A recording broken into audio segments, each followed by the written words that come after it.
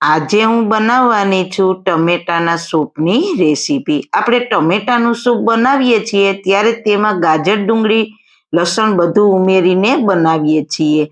કે હોટલ જેવું બનાવવા, પણ હેલ્ધી જરૂર બને છે, પણ હોટલ જેવું ટમેટાનું સૂપ બનતું નથી. આજે હું તમારી સામે શેર કરવાની છું બિલકુલ હોટલ જેવું, કંઈ જ પણ ઉમેર્યા વગર અને કુકરમાં ટમેટાને પણ બાફ્યા વગર. એકદમ હોટલ જેવું અને ટમેટાની ફ્લેવર જોરદાર આવે તેવું. એકદમ સિમ્પલ રેસીપી છે. તો ચલો ખાટા મીઠા તીખા સ્વાદ સાથે રેસીપી સ્ટાર્ટ કરીએ. હેલો ફ્રેન્ડ્સ, જય શ્રી કૃષ્ણ. મારા કિચનમાં તમારું સ્વાગત છે. આજે આપણે બનાવીશું ટમેટાના સૂપની રેસીપી. રેસીપી સ્ટાર્ટ કર્યા પહેલા જો તમને મારી રેસીપી ગમતી હોય ને હજુ સુધી ચેનલને સબસ્ક્રાઇબ ન કરી હોય તો પ્લીઝ સબસ્ક્રાઇબ કરજો અને બાજુમાં પેલી ઘંટડી દબાવજો એટલે નવી નવી રેસીપીના નોટિફિકેશન મળતા રહે. સૌથી પહેલા એકદમ હોટલ જેવું ટેસ્ટી ટમેટાનું સૂપ બનાવવા માટે મેં અહીંયા 5 ટમેટા ધોઈને સાફ કર્યા છે. સૂપ બનાવવા માટે દેશી ટમેટા નહીં લેવાના, આવા હાઇબ્રિડ ટમેટાની પસંદગી કરવાની. તેમાં ખટાશ ઓછી હોય છે અને ફ્રેશ ટમેટા હોય તેવા લેવાના. ટમેટાને સમારી લઈએ. તો આગળનો ભાગ કાઢી નાખીશું, પછી તેને નાના નાના પીસમાં સમારી લઈએ.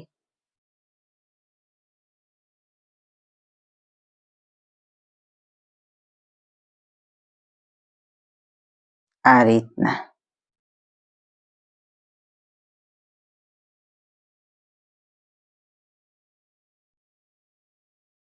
તો ટમેટા સરસ રીતના સમારાઈ ગયા છે. આટલો ટુકડો બીટનો નાખીશું. બીટ નાખવાથી સૂપનો કલર સરસ આવશે. બીટને મેં બારીક સમારી લીધું છે, તો તેને આપણે ટમેટામાં મિક્સ કરી દઈએ. તો કડાઈમાં 2 ચમચી બટર નાખીશું. 1 ઇંચ આદુના ટુકડાને બારીક સમારીને નાખીશું.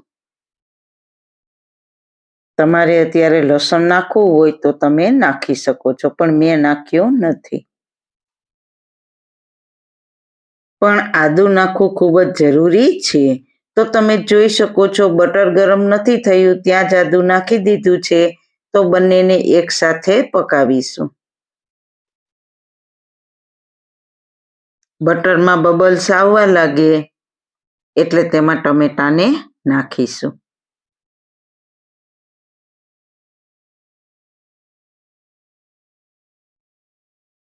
હોટલમાં આ જ રીતના સૂપ બનાવે છે. જો આપણે કુકરમાં બાફીને બનાવીશું તો આના જેવો ટેસ્ટ નહીં આવે. ટમેટાને સારી રીતના મિક્સ કરી લઈએ. સ્વાદ અનુસાર નિમક નાખીને સારી રીતના મિક્સ કરી લઈએ. જ્યાં સુધી ટમેટા કૂક ના થાય ત્યાં સુધી પકાવીશું ને ગેસની ફ્લેમ મીડિયમ રાખીશું ને સતત હલાવતા રહીશું. તો તમે જોઈ શકો છો ટમેટા કૂક થવા આવ્યા છે. ટમેટામાંથી પાણી છૂટું થવા લાગ્યું છે. તો 4-5 મિનિટ થઈ ગઈ છે, હજી ટમેટા બરાબર કૂક થયા નથી.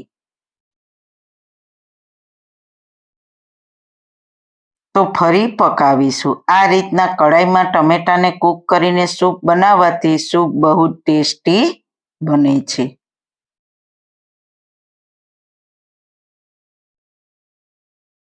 હવે ટમેટામાં ખાંડ નાખીશું. ટમેટાના સૂપમાં ખાંડ ખૂબ જ અગત્યની છે.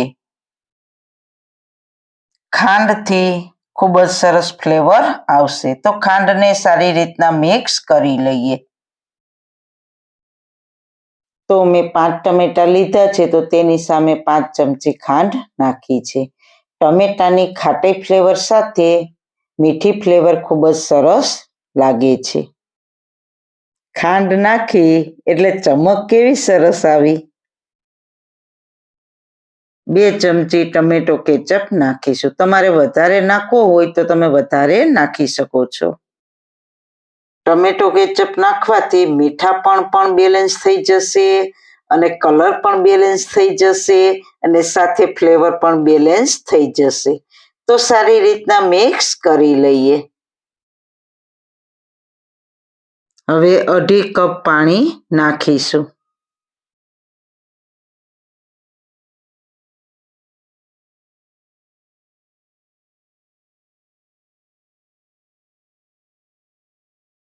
મિક્સ કરી લઈએ. અહીંયા મેં કોઈ પણ પ્રકારના કલરનો ઉપયોગ નથી કર્યો. એક ટુકડો બીટનો નાખવાથી સૂપનો એકદમ હોટલના સૂપ જેવો કલર આવી જશે. તેને 2 મિનિટ જેવું ઉકાળીશું.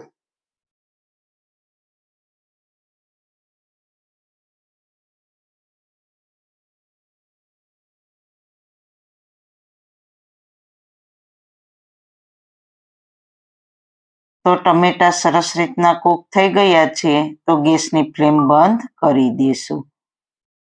તો તૈયાર છે સૂપ. તો હવે સૂપને ગાળી લેશું. તો આને તમે બ્લેન્ડરથી ક્રશ પણ કરી શકો છો, પણ તેમાં ટમેટાના બી અને છાલ પણ ક્રશ થઈ જાય છે અને ટમેટાના બી હલકા કડવા હોય છે તો સૂપનો ટેસ્ટ બદલી જાય છે. તો ટમેટાને ગાળવા એ જ બેસ્ટ ઉપાય છે. તો બાઉલ ઉપર ગરણો રાખીને તેમાં સૂપને નાખીશું. તેમાં ચમચા વડે પ્રેસ કરીશું એટલે ટમેટાનો પલ્પ અલગ થઈને ગળાઈ જશે.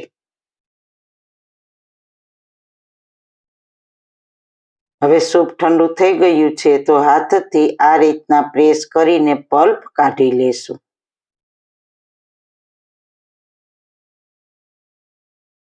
તો સૂપ સરસ ગળાઈ ગયું છે અને ટમેટાની છાલ બી અને જે ટમેટાનો કઠણ ભાગ હોય છે તે અલગ થઈ ગયો છે.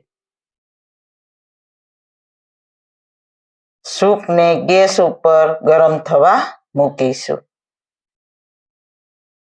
તો એક બાઉલમાં 2 ચમચી કોર્નફ્લોરમાં પાણી ઉમેરીને મિક્સ કરી લઈએ.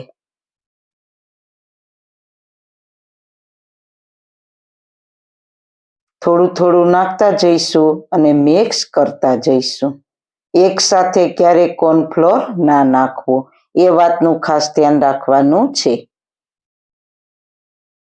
ફરી થોડુંક નાખીને મિક્સ કરી લઈએ.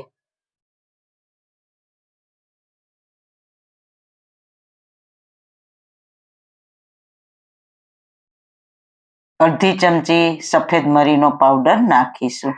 જો તમારી પાસે સફેદ મરી ન હોય તો કાળા મરીનો પાવડર નાખવાનો, પણ કાળા મરીના પાવડરથી સૂપનો કલર થોડોક ડાર્ક થઈ જશે.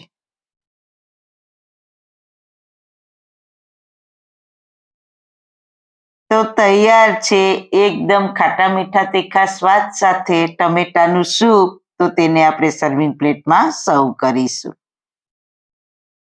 તો હવે આપણે બ્રેડને શેકી લઈશું ટોસ્ટરમાં. તો બ્રેડને બંને બાજુ ઘી લગાડી દઈશું. હોટલમાં જે બ્રેડ હોય છે તે તળેલી હોય છે. તો તમને ખબર છે કે બ્રેડને તળીએ એટલે સૂકી બ્રેડ બધું તેલ એબ્ઝોર્બ કરી લે છે. એટલે જ મેં બ્રેડને ટોસ્ટરમાં શેકવાનું પસંદ કર્યું છે. તો શેકાઈને તૈયાર થઈ ગઈ છે. એકદમ ક્રિસ્પી બની છે તો તેનું આપણે કટિંગ કરી લઈએ. તો છે ને બાકી સૂપનો કલર, તેની થિકનેસ અને સાથે સૂપનો ટેસ્ટ બહુ જ સરસ છે અને ફક્ત 15 મિનિટમાં બનીને તૈયાર થઈ જાય છે. તો તમે જરૂર એક વખત હોટલ જેવું સૂપ ઘરે બનાવો.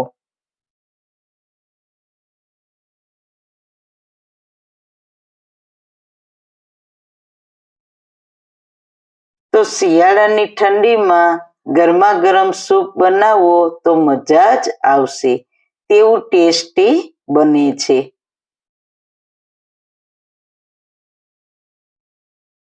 તો સારું ખાઓ, ખુશ રહો. આવી સરસ રેસીપી જોવા માટે તમારો ખૂબ ખૂબ આભાર. મારી રેસીપીને લાઈક કરજો, શેર કરજો ને મારી ચેનલને સબસ્ક્રાઈબ કરજો. ફરી મળીશું નવી રેસીપી સાથે. જય શ્રી કૃષ્ણ.